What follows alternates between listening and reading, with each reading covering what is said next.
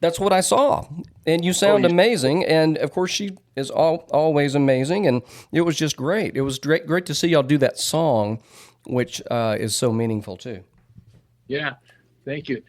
Well, it meant a lot to me because that was the first time I had sung that song, Storybook Children, and the other Judy Clay and Billy Graham hit, Country Girl City Man. They had another girl that sang that one with me. Really?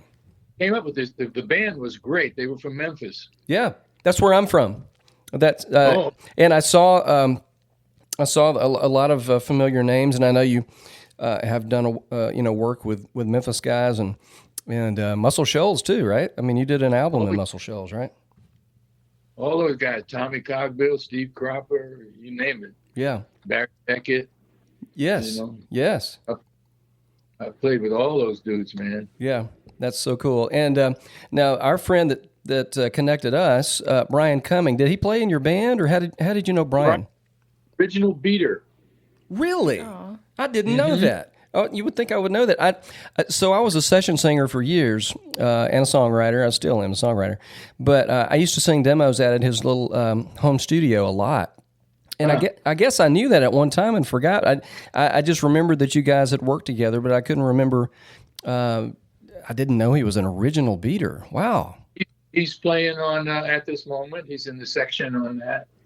Is that Lon Price that's playing on that, the lead section? Barry Peterson and Ron Viola were the saxes at the time. So good. Is Lon still with you? Lon and Ronnie are still with me. Jerry Peterson died of COVID that first year, and Brian, left early, fairly early, maybe a year, 2 years into the band, maybe 2.5 years. Yeah, and let's see. I replaced him with a trumpet, and a really good trumpet player. Although I don't care for the sound of trumpets with beater music. It should be saxes. Yeah, like Fat Domino and Little Richard and yes. Yeah. Now I read too that you sort of based that. I don't know if this is correct because I don't remember where I read this, but I'm a big Ray Charles fan, and I know that it said something about you had based part of your original band on Ray Charles band. Is that right? In the 50s? Partially, yeah. I mean, I've been a huge Ray fan. In fact, I got to record him, I heard that, and I didn't even know it, Billy, because that was a surprise to me because I was listening to the Lou Rawls album, which was amazing, and all of a sudden I hear Ray Charles singing. I didn't even. That was a great surprise. That was cool. Yeah, we recorded Lou in New York. Are you still seeing my face? No. Okay. We clicked off. Yeah, you can turn off the Riverside. Yeah, we can. I get a little tired of looking at me. Let's officially get into it. Yeah, no, listen to you. Well, we were glad that we at least got to see your face and your smile a little bit. Yeah, So what we did, we had to come back here to record Ray, and the funniest thing happened. I mean, it was kind of weird, but funny. I had called up Jerry Wexler and said, Jerry, I'm going to record Ray. I'm going to produce Ray. You got any advice? And he said, man, you don't produce Ray Charles. You just get out of his way and let him do his thing. Yeah. And that was right. So he takes the the 2-inch tape from me, and he puts it in himself, blind man. Yeah. In the machine. And he runs the song through. He says, "Oh, that sounds like Fathead on the solo." I said, "Yeah, that's him." He said, "That solo should go about 8 bars earlier." And without even asking permission, he takes a razor and he cuts the solo out of where it was and moves it up 8 bars. Wow, that is so cool. That's a blind man. Right. Genius. Yeah. That's why they call him the genius. Yes. Wow. But I mean, I was panicking because I said, man, that's a $10,000 session, Right. Yes. That's funny. So that album that you produced on Lou Rawls, another one of my favorite singers of all time. Oh yeah, he's great. Yeah. Now you worked with him a lot, right? 4 albums with him. that was the first one, and it went to #1 on the jazz charts. And we had all these great people on there, Stanley Turrentine and Richard T., Cornell Dupree. I mean, this was wonderful, wonderful musicians. Yeah. And it makes a difference. Oh, absolutely. Now, what was the name of that album?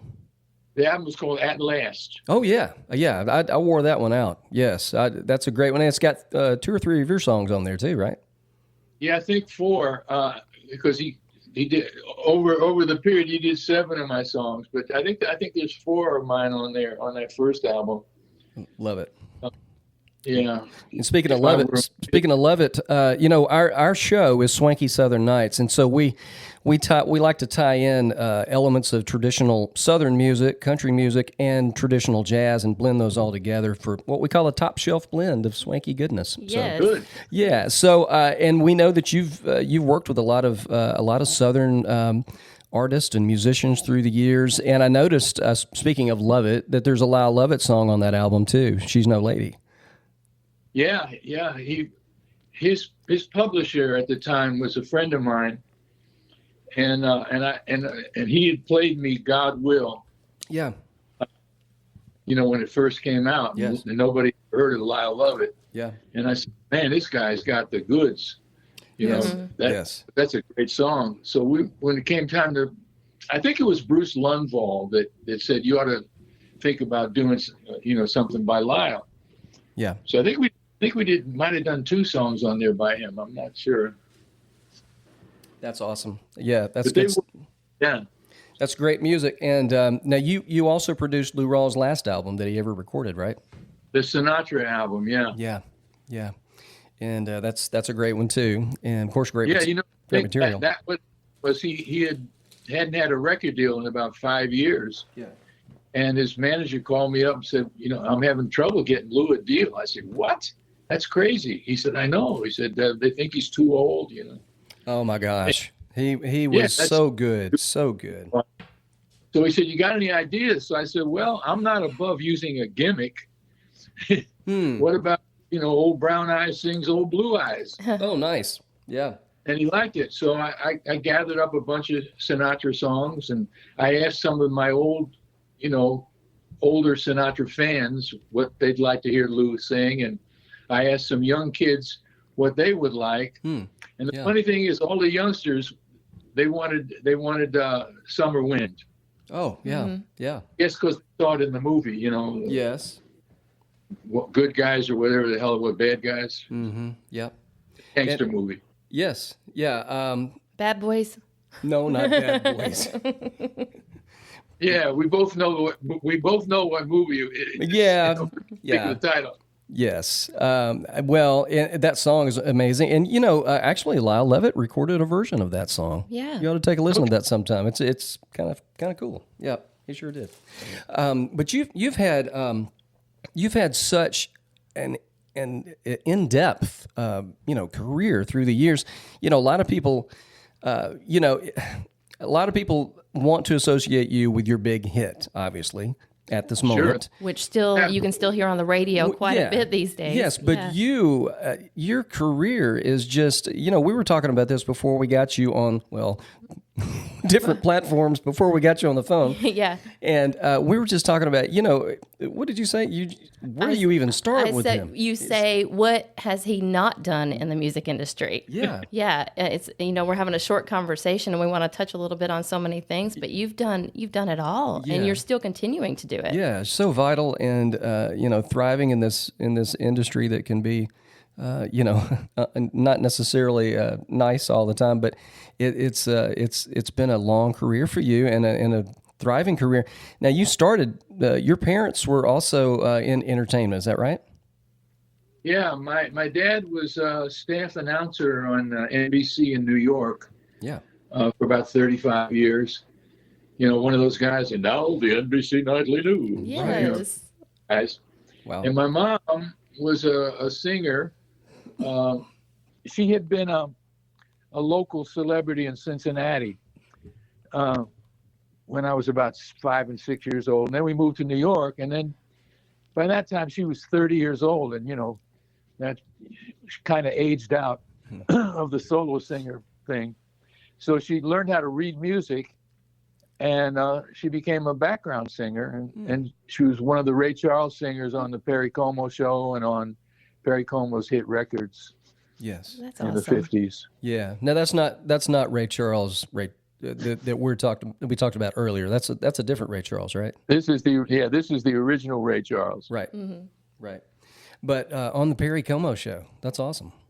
Yeah. Yeah, I got to go down there a few times and watch the dress rehearsals and hang out. And that was pretty cool. Yeah. So that was your life. I mean, you grew up around the entertainment industry, and it's a natural. That's all I know. Yeah. That's all, well, you do it quite well. Yes. And Thank you. And you got started early as well. I have to say, what I said earlier is so true. I've admired your work for a long time, but just digging into it a little bit more, my admiration is through the roof now because your song, that you did that originally was on the charts, that was the first interracial love song, basically, that was on the charts. Is that right?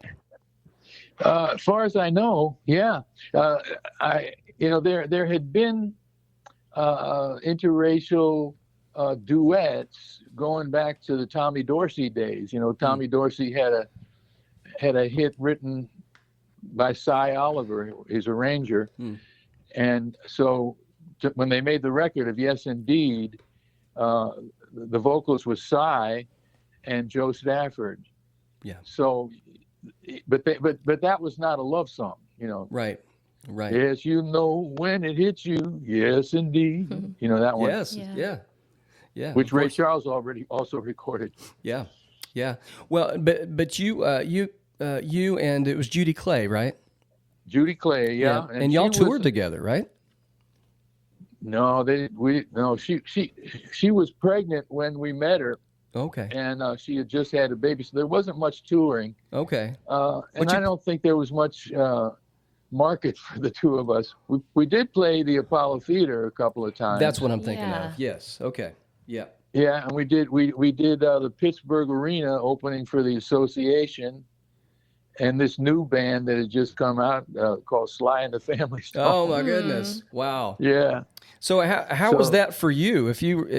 How was that for you playing the Apollo? Oh, it was a dream come true. I was a customer at the Apollo. I mean, I was there the week that James Brown recorded that famous Live at the Apollo album. Wow. Yeah. That's awesome. And so to me, the Apollo was the epitome of show business. Yeah. It was the last gasp of black vaudeville. Yes.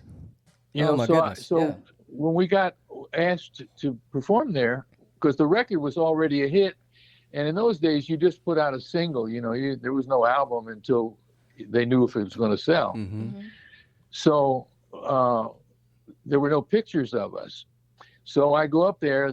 It was in those days. It was a 7-day week and 5 shows a day. So you go up the night before to rehearse with the house band. So I walk in there, and the stage manager was a fellow named Honey Coles of the famous tap dance team Coles and Atkins. Yeah. And he said, Harlem hasn't seen you yet. Now, bear in mind, this is 1 month after Martin Luther King was killed. Oh, wow. So there was a lot of, there was riots going on across the river in Newark, New Jersey. Yeah. So suddenly, Honey Coles is thinking, Jesus, are we going to have a problem here? He put us on second.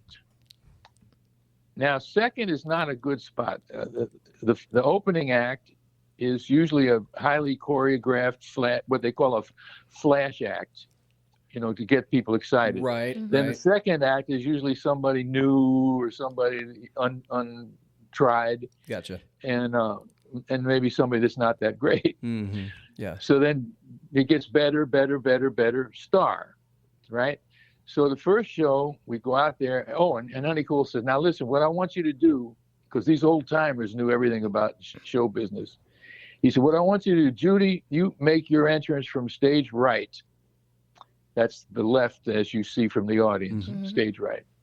says, let her take 3 steps out onto the stage, and then you make your entrance and watch what happens. So I do. 1, 2, 3, enter. I hear 1,500 people gasp at the sight of me. Wow. And I could hear people say, "That's him? That little skinny white boy, that's him?" Well, bottom line, we killed. Awesome. We murdered him. And so after the first show, he comes up to our dressing room and he says, "Look, I'm going to change up the show, man." He said, "I'm going to put you on before the star because ain't nobody going to follow you two." Oh, that's awesome. And Love that became our spot when we played the Apollo Theater. That is so cool. That is so cool. Yeah. And so you were there for a while then. He Right? played, 7 days a week. While during the week we were there, you're kind of stuck in the dressing room all day. And Jerry Wexler called me up. He was the boss of Atlantic Records, for your listeners that don't know that. He called and said, "Look, you, Atlantic and Stax, Judy was signed to Stax. Oh, okay. Yeah. Said the distribution deal is ended, so you two won't be able to record together anymore." He said, "But don't worry, I found you a song that's a smash. It's on the Bobby Goldsboro album. And I'm going to send it up to the theater. You listen to it. If you like it, get your key, give it to me. I'll have Arif Mardin write you a chart." So we finished the week at 9 a.m. the next morning after the last show, 7-day week. I show up at Atlantic Studios. Arif Mardin's there with a full orchestra, all kinds of strings and everybody. And we recorded with pen in hand, and that became my first solo hit. Wow. Nice. Well, and that was quite a part of your career that really just really kind of propelled things, I suppose, for the rest of your career. Now, all of this is documented. I actually did my first TV appearance, national, that week. They sent a limo up to the Apollo so I could do the Dick Cavett show. And I sang great, but I was as an interview guest, I was a rank amateur, and I'm nervous. And so if you see the film, you see this kid comes out, 22 years old, and he's singing great, looking pretty good for 22, like most 22-year-olds do. And then I get out there on the couch, and I'm like, this little shy little boy. Yeah. Well, now you mentioned the film. You're talking about From Harlem to Hollywood, correct? The documentary. Oh, yeah, I don't think he used, the director used the interview portion. Okay. He couldn't license the song. It was too expensive. But that's the song is on YouTube if you want to see it. Yeah. Okay. Just type in Billy Vera Cavett. Yes. We'll Okay. have to check it out. Yes, absolutely. Now tell us a little bit more about that documentary. Well, at some point, people have been after me to write an autobiography, and I said, "Well, who's going to be interested in my story?" So I put it off for a long time. And finally, I gave in, and I said, "Let me just see if I can write." And I knew I could write well because I wrote a lot of liner notes and articles about old music. I said, "This can't be that different writing about myself." Now let me put you on pause just a second. You say that, but you've actually won Grammys writing liner notes. Am I correct about that? I won a Grammy, yeah. Well, that's for Ray Charles, our friend Ray Charles. I love that. Yeah. I wish he was my friend. That's so awesome. And I also noticed, correct me if I'm wrong, but anytime I see Louis Prima's name, what do? Jump up and down for joy, right? It's joy. So did I also see that you wrote liner notes for one of his projects too? Is that right? I wrote for several. I wrote a 50,000 word essay for the complete Capitol recordings box set. Wow. On Bear Family, and then I've written a couple other solo CDs about Louis. Wow. Yeah. Wow. And also, I found out in my research that even though the correct Italian pronunciation is Prima, he you know the South, you know New Orleans people. Yes. Yeah. They don't talk too good, as Right. Mac Rabanak would say. And so Louis pronounced his own name Prima. Prima. Really? Yeah, which is, as I say, having grown up in Italian and black neighborhood myself, Yeah. I mean, I get it. Yeah.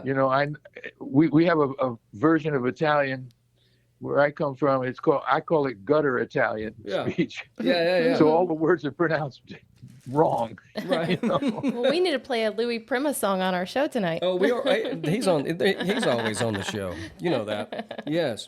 So yeah, that is awesome. Now, fast forward a little bit here. I know I want to talk about a couple of more things, and before I know we've kept a lot of your time today because we were. Maybe I got all morning. So Okay. don't worry about Thank you. Thank you. Well, I want to talk about this because I'm a songwriter and I'm a big fan of yours, and you've had so many songs recorded through the years.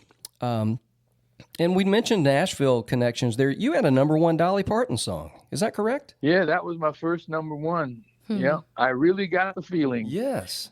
Now, there's an interesting story behind that song. Tell us. The 70s was really a dead time for my career. I was doing what I call survival gigs. Mm-hmm. Yeah. So at one particularly low point, I'm playing Ramada Inn in New Jersey.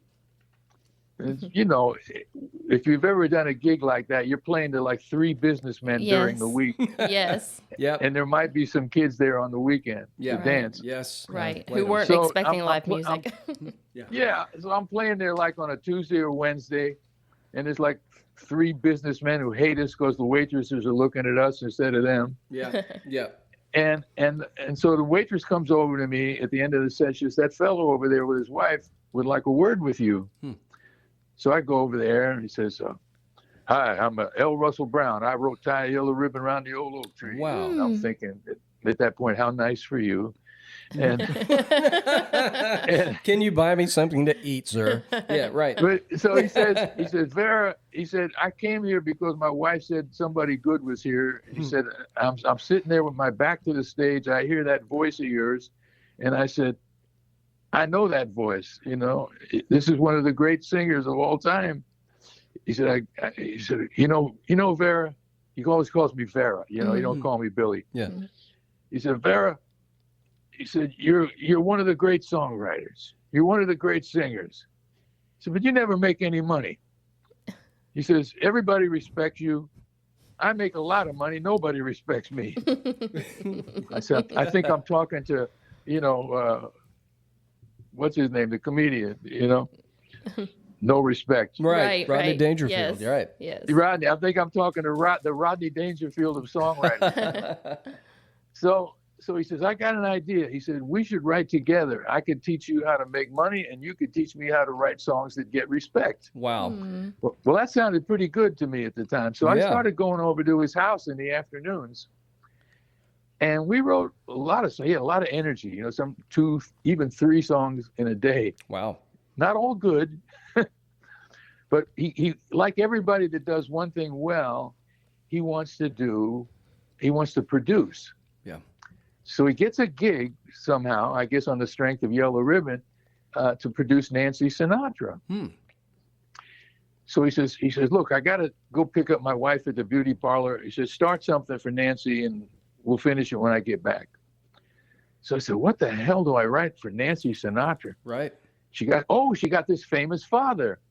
So I'm writing lines like, I love my daddy, but it really don't matter what my daddy might say, stuff like that. Yes. And I finished the song before he got back, and I played it for him, and he said, "Oh my God," he said, "this is a #1 song if I ever heard one." So he said, "You got to do." So he plays it for Nancy. She didn't like it. Thank God. Yeah. Because Larry says, go get some girl and make a little demo of it. So we did.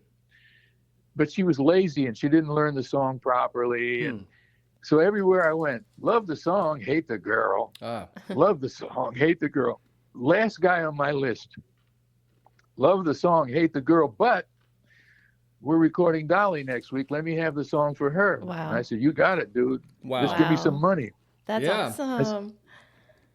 I said, just give me some money. So he has this girl go and write me a check. And I was so broke, I didn't even look at the check. I just took it. Yeah. And then my girlfriend was with me. She grabbed an envelope in the elevator and she says, holy F, baby. He gave you $2,500. I said, what? Must have been a mistake. I was expecting about $200. Yeah. Wow. Yeah. So in the interim, I get an offer to come out to LA and write songs for Warner Brothers. And nice. So I put everything I owned in my car. I'm driving out on Route 10. Every 20 minutes, I'm hearing my song. Aw. And I hadn't been on the radio in 9 years, man. Right. And so the day I hit LA, it hit number one. And I said, maybe this is an omen. Maybe I'll do okay here. Yeah. Yeah. That was it. That's a great story. That is a great story. I love that. Now, I want to mention this too, and get you to kind of speak some wisdom into this because you've been there. I tell people all the time that a song can have a life of its own, and if anybody can speak to that, it's you, because your song, your Smash at this moment, it came out at one time, but it really didn't make a big bang. Is that correct? And then later on it did, right? Yeah. What we had gotten signed by a Japanese company that had opened up a LA office called Alpha Records. And of course, they always want to put out an up-tempo song first, easier to get on the radio. So we had a little, a half a hit, like in the 30s, with a song called I Can Take Care of Myself. And but they knew that at this moment was the one that was going to be big, but they didn't want to put it out first. Yeah. So they put it out second, and just then the head of promotion gets into a fight with the boss and quits. And so they got nobody to promote the record. And so it went to number 79 and dribbled away. So now the Japanese pulled the plug on the LA office. I got no record deal. I'm, 36, whatever years old, too old to be a rock and roll star. And so I'm, John Voight, who was brother of my old songwriting partner, Chip Taylor. John came in and talked me into going to the acting class where he went. So I started acting.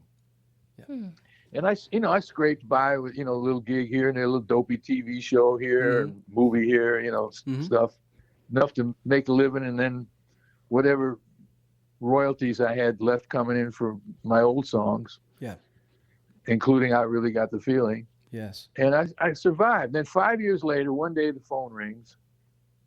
Hello, is this the Billy Vera that has the band? I said, yeah. He said, my name's Michael Whitehorn. I produce and write for a show called Family Ties. Yeah. And we were at the club the other night, and we heard you do a song that we think might be great for this episode we have coming up, where Michael J. Fox, the star, meets the girl of his dreams. Yeah. So I said, call Warner Brothers. They got the publishing and make a deal with them. So they did, and they used it. Wow. And it's awesome. And then they got mail.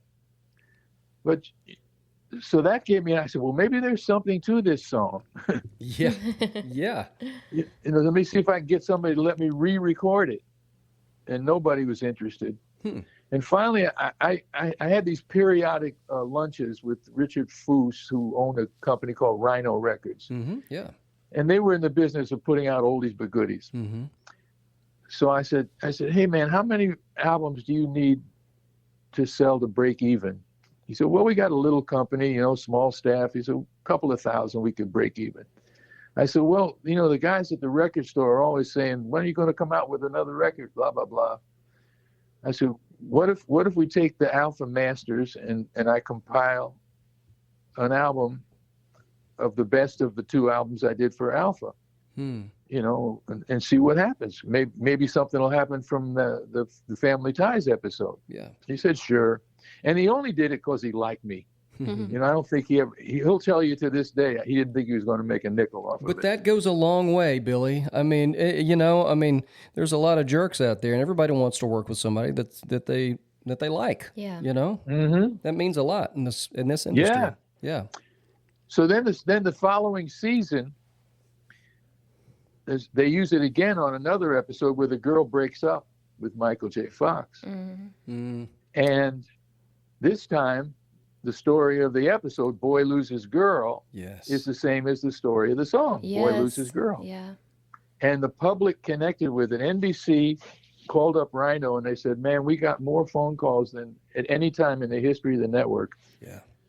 And then people started calling record stores and radio stations. Wow. I remember. Yeah. You know, and it was really an organic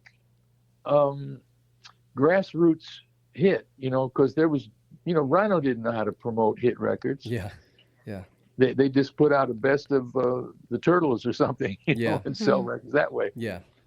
Sweet. So it was just, like I say, an organic hit. Yeah. Meant to be heard. Yes. Sure was, and still is, actually. Yes, all the time. And which we'll fast forward a little bit because if there's one album of yours that we have just worn out because we play this kind of stuff all the time on Swanky Southern Nights, your big band jazz album is that was fun. Great. Oh my it's gosh, so good, and it fits our show and everything we're doing. Oh, It's good. beautiful. Yeah, it's just so good and so well done, so thoughtful, and also, it's got a great version of At This Moment on there, a newer version of that. Not a live version, studio version, but it's so good. Well, one thing I did want to mention, you know, our brand is Swanky Southern Nights, and so I mentioned what that is, and I always thought it was really unique that in your band that you did have horns and you also had a steel guitar, which is what we love, and it's just that's a nice blend. And you had to have amazing musicians because a lot of times sonically those instruments can live kind of in the same space. So obviously you're brilliant, but those musicians must have been brilliant too that you were playing with. Yeah. Well, you know, a lot of it has to do with how you arrange it. You know. Yeah. See, my way of writing is generally, if I had to describe it, I write on the piano. Yeah. Now, I'm not a studio level piano player, but the licks that I play on the piano are a crucial part of the song. Yeah. So I have to get a piano player that can play what I'm playing, only better. Yes. You know, not to change what I'm playing. Yes. But those little piano licks you hear, that's a good piano player copying me. Yes. So the arrangements then I built around that. Yeah. So singer and piano, and then whatever the horns. Sometimes I'll hum a lick to the horn players and say play this, and sometimes I'll let one of the guys come up with what he comes up with, you know, that kind of stuff. Yes. Well, brilliant. And so going back to this big band jazz album, so good. And that's what it's called, right? Big band jazz. Billy Vera, big band jazz. Yeah. I had always wanted, you know, I love big band music since I was a kid. I'm a big Duke Ellington, Count Basie fan. Yes. Yes. And so it was, what happened was Michael Bublé recorded At This Moment. And the first check was like over $100,000. Yeah. Nice. So I said, you know what? I'm gonna make my album I always wanted to make. You know. Yes. Well, with that money, and I paid for it myself, and it's so got good. The best musicians in LA to play on it. And I also wanted to do I said, what do I do to make mine different? Because at that time, everybody, Rod Stewart, all these people are making standards albums. Mm-hmm. Yeah. So I said, what can I do to make mine stand out? And I said, so somebody said, well, you know, what do you know better than anybody else? You know black music. Yes. I said, oh yeah. So I said, let it be all songs written by the great black songwriters. Love it. Love that. You know, I thought that would be an interesting thing that nobody else has ever done. Yeah. Yes. Yes. Brilliant. Absolutely brilliant. Yes. And of course, I used my song "Room with a View" that I wrote with the great bluesman Lowell Fulson, Mm-hmm. Yes. who you might remember from his big hit "Tramp." Yes. Yes. Well, and also last week's Swanky Southern Nights, at the end of the night, we usually or the show, we usually do kind of a good night song, and we did "Your Sleepy Time Down South." Yes. Which you know who loves that? Who loves Joe that? Pesci. Joe Pesci. Every time he comes Nice. to see me, he asks me to sing that song. I love that. Oh, I love that. We love it too. Yes. We love Joe Pesci too. Yeah, we do. You know, he's a great singer, by the way. Is that right? Know that. Great. Not good. He's great. Wow. Really? Yeah, he started as a singer when he was 10 years old. He won some contest. Really? And in fact, I met him in one of those crummy New Jersey clubs when he was not doing so well. At the Ramada. Yeah, like that. So, but so now, whenever he's in town, he'll come to wherever I'm playing. Love it. And of course, I got to do Sleepy Time for him. Love that. Love it. Yeah. And of course, that's. But he sings a lot. You know who Little Jimmy Scott is? Yes. Yes. The jazz singer. Yes. Well, Joey and Frankie Valli grew up in Newark. And they idolized Jimmy because Jimmy was at one of the many, many, many low points of his career. He's playing these dingy, horrible clubs in the roughest black neighborhoods. And Frankie and Joe Pesci used to be sitting in there, the only white boys sitting there listening to Little Jimmy Scott sing. Hey, if you know what's good, you know what's good. Jimmy's the best. Jimmy was a friend of mine too. He and I were admirers of each other. Yeah.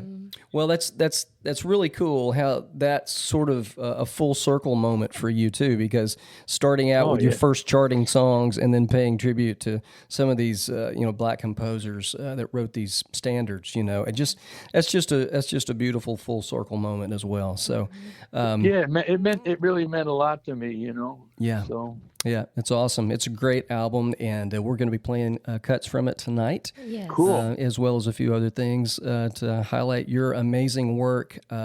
Billy, thank you so much for being a part of our show tonight. Well, I'm really happy to do it. I hope you got enough, and I hope you got everything you need. Oh, we love talking to you. We could talk to you all day. Yeah, absolutely. So yes. Before I go, let's let me plug my memoir. Harlem to Hollywood. Harlem to Hollywood, yes. Harlem to Hollywood. Harlem referring to the Apollo Theater where I got first known. Yes. And then Hollywood, blah, blah, blah.